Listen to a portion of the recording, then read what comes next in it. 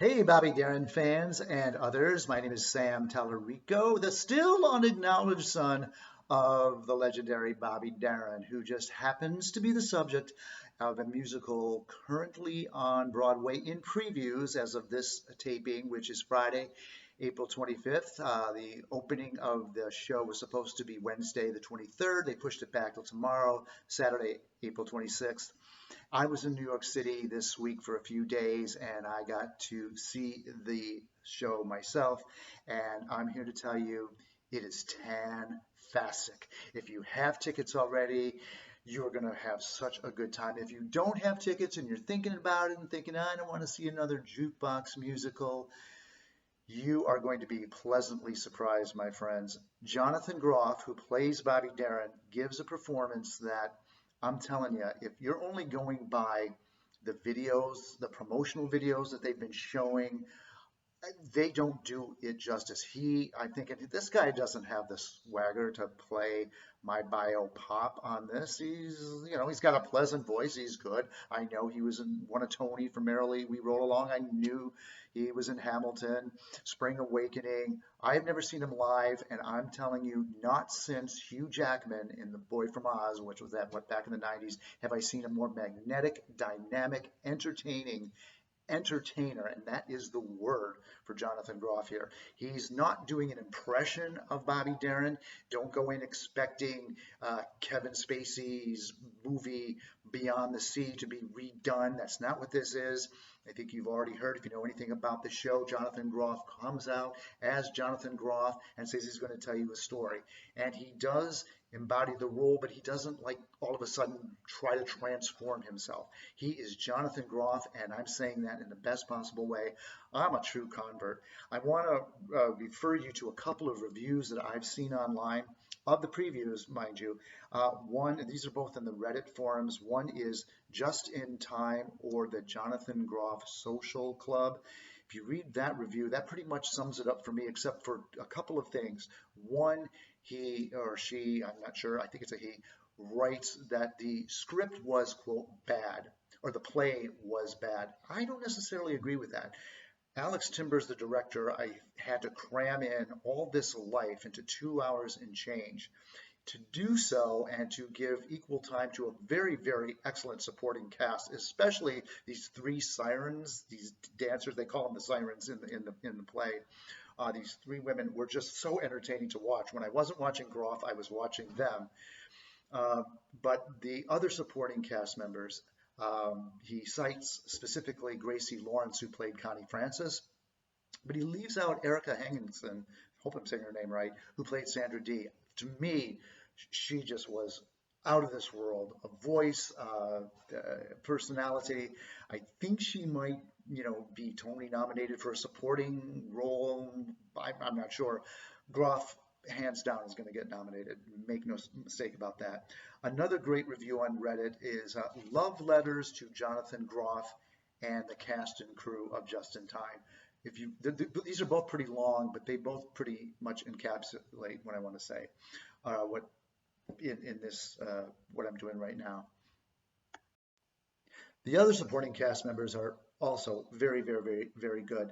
They play multiple roles, and I have to tell you, at times it was probably confusing. I knew this story backwards and forwards, inside and out, and at times I was a little confused. Is that supposed to be Ahmet Erdogan, Don Kirshner, Steve Blauner? These are just names that probably went right over the heads of most of the audience. I'm sure that they probably might have thought it was the same person coming out every time. That's only upsetting if you got confused, because the same actress that plays Nina also plays Sandra Dee's mother, Mary. So that might have been a little confusing for people. I'm not sure. But like I said, they were all very good. In fact, they come and mingle. I had a table seat. The stage is set up. By the way, if you've never been to the Circle in the Square, the seats are raked. So you're not like somebody's heads where you have to keep dodging heads. They're raked. So you're kind of looking down at the stage, and there's the main stage, and then there's the stage in the middle, which is a bunch of tables and it's made to look like the Copacabana or a 50s nightclub. And I had one of those seats. There's also a smaller stage where some of the action takes place. So you do a lot of head shifting like this to catch the action. It's so fast paced. The actors move around, and Jonathan Groff goes up into the aisle. So it's pretty cool immersive experience. He's notorious for being a sweater and a spitter. Me being tableside, I got to see that. I also got to witness the nuance. He's also, besides being a terrific singer and entertainer, just such a consummate actor. I mean, what he was doing, I was amazed. But what was really cool, for me, a surreal moment. The actors, as they're interacting around the tables, do make eye contact with us sitting there, even though it's just fleetingly. With Groff, it might have been a little bit longer for some people. I think he caught my eye twice, just by coincidence. He was catching everybody's eye. He's not singling me out. But at one point, the actress who played Bobby Darin's mother kind of came toward me, and the line came out, and this is when she made direct eye contact with me: "I love you." And this was so profound for me. This is the woman playing my biological grandmother. Just a real, like, goosebumpy kind of experience. I remember I kind of put my head down thinking, oh geez. People probably had no idea why I was reacting that way, but it was quite a powerful moment for me personally. But overall, the show, I had such a good time.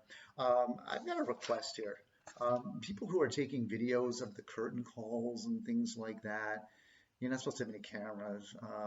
They really don't do the show much justice. It looks so cheesy in that small little screen and far away with bad audio sound. Seeing it live and being right there, I'm telling you, everybody that I could see was on their feet. There were smiles on their faces. It is just wonderful. It'll be interesting to see when the Tony nominations come out, I think May 1st, how the show does overall. Definitely Jonathan Groff, possibly Erica, and maybe Gracie Lawrence, maybe Michelle Park too. I don't know. I've also gotten word today that there's going to be CBS Sunday Morning, shares 9 a.m. Eastern Time on Sunday mornings, obviously, is doing a special, I think, about the music.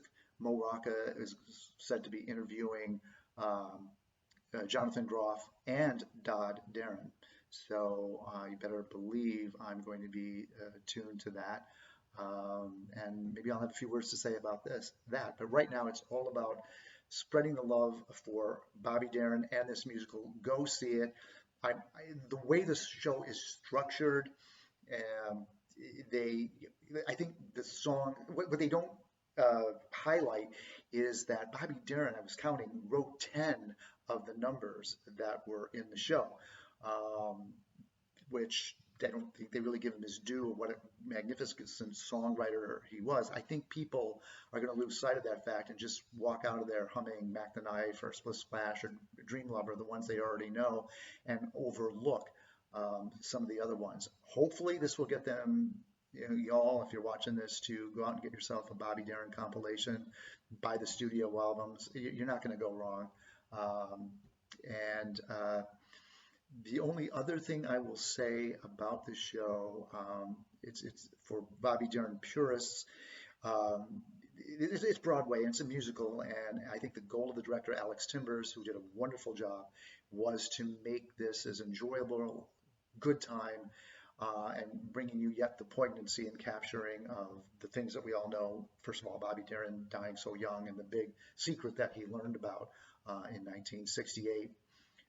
A direction that the show could have taken after that reveal was to make it all of a sudden so dark, and I kind of wondered if that's what was going to happen. If it was actually going to be something where it takes you into the really dark period, maybe show 15 minutes of just trauma of somehow how Bobby Darin coped with that news. I think they might have done that originally and decided to excise it, because in the program, when it lists all the songs that were done in the musical, they mentioned the autobiographical I Am, and that was not in the show. So maybe they cut that, maybe that was there, that it was just that dark when he, went to Big Sur, the trailer there for what, 1968, 69 for a year and a half. Um, but again, I can't I wasn't really excited to go see the show, to tell you the truth. I'm really glad I did, and I think you'll have a great time too. Let me know in the comments if you saw the show, and keep listening to Bobby Darin and Dare to Be Different.